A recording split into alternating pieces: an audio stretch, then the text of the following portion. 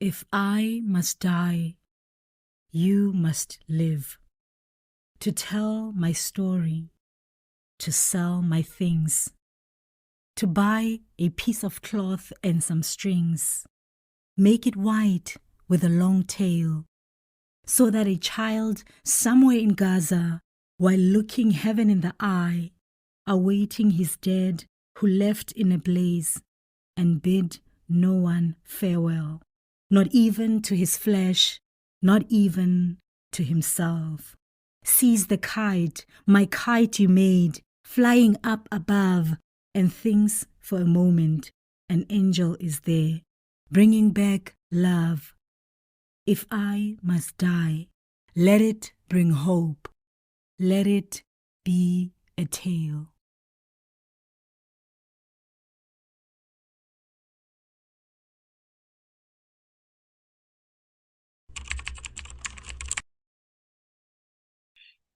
Thank you so much, Usman. You've been so brave in sharing your story. Dr. Tamara, I really appreciate the fact that you're hosting this event. Um, I have been a member of the Coalition to Stop Killer Robots for the past 5 years. At first, they approached us at Ethics in Tech, and we hosted a number of events. We got grants from them to put up videos and share the cause. And we really believed in stopping killer robots. Before I tell you more, I want to thank you as an audience for standing on the right side of humanity by participating in today's event and watching it and potentially sharing it with people. I also want to acknowledge all the people that make money by watching us in various Secret Service and NSAs and intelligence agencies. I hope they find a more respectable job in the future and a respectable line of work. As you know, I, and alongside a number of campaign staff members and coalition members, produced a letter that said, as Gaza burns, injustice against one is injustice against all. This letter was put out a couple of months ago, got over 2,000 signatures. It was sent to the steering committee and the coalition members. And unfortunately, as of today, we have no response from them. We all support Osman and his employment case. I didn't know Osman from Adam except for the work that he had done on behalf of the campaign. And I really appreciated that work. When I heard his dismissal, I reached out to him and wanted to know more. And that's how we have taken on his cause as a wrongful termination. I have shared multiple times on the coalition mailing list my concerns about a lack of condemnation by the campaign and the steering committee in regards to what's going on in Gaza. All I have heard has been a deafening silence. 2 days ago, a member of the steering committee, on asking about who's appointed them in a new leadership role and who voted and had visibility, attacked me and said that we're all unpaid.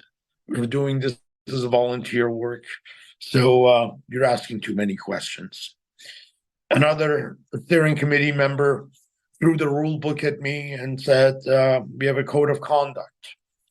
And here's the code of conduct for the steering committee. Maybe I'm not the best guy when it comes to following rules, but I believe in mission and values of the campaign.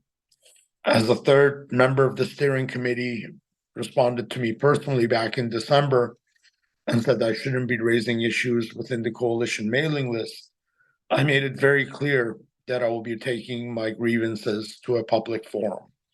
And I've been doing that over the holidays, over Christmas, and I will continue to do that either with or without the campaign.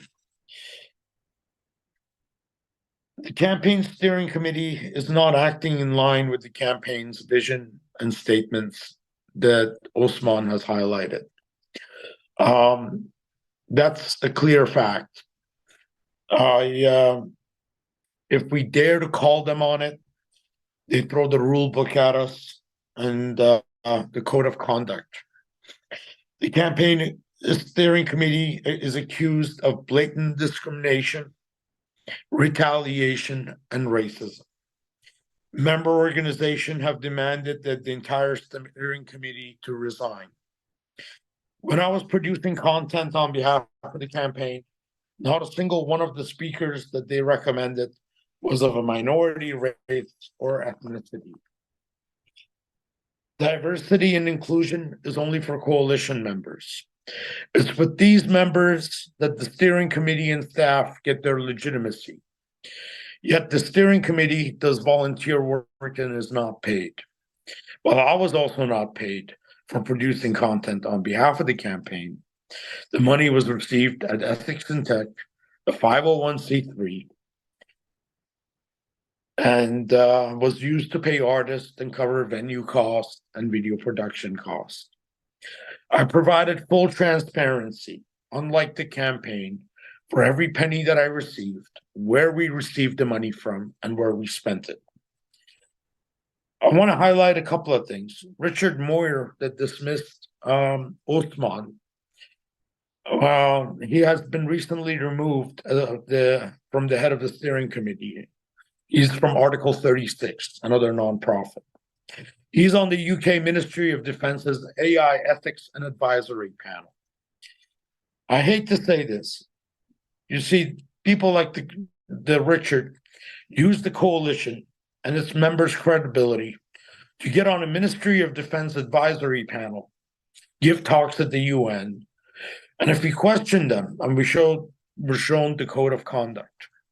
Simply put, the Ministry of Defense of the UK has been systematically bombing the Middle East, as Othman has mentioned, from Iraq, Afghanistan, Yemen, Syria, you name it.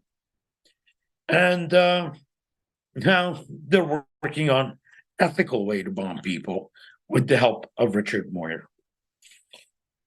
So if the steering committee fails to condemn the following weapons as a group or in their own personal platform, they should please step down and let others lead. What's the point of a leader that will not leverage the brand of the organization and their own personal clout that they gained as a result of leadership position, and they fail to lead? When humanitarian organizations fail to lead, the world bleeds. We're not in this for theoretical purposes. We're activists, we're humanitarians, we demand action. Here are the weapon systems that should be immediately condemned by the steering committee and coalition members. And I'm talking every single one of the steering committee members and the coalition members, both personally and as a statement. I have asked for this. It has not happened, and I simply don't understand why. If this is a campaign focused on putting a stop to these kinds of weapons, autonomous weapon systems, then do your job. Don't hide behind the fact that I don't get paid, so don't expect much from us. Be sure to thank big tech companies such as Google, Amazon Web Services, Microsoft, their founders and executives in enabling the apartheid and genocide, and not to mention my own US government and the Western tax dollars that continue to fund it. So let me talk about some of these weapon systems, because after all, this is about killer robots and autonomous weapons. Hasbro is the AI-based targeting system that is used in targeting journalists and civilian populations by Israel.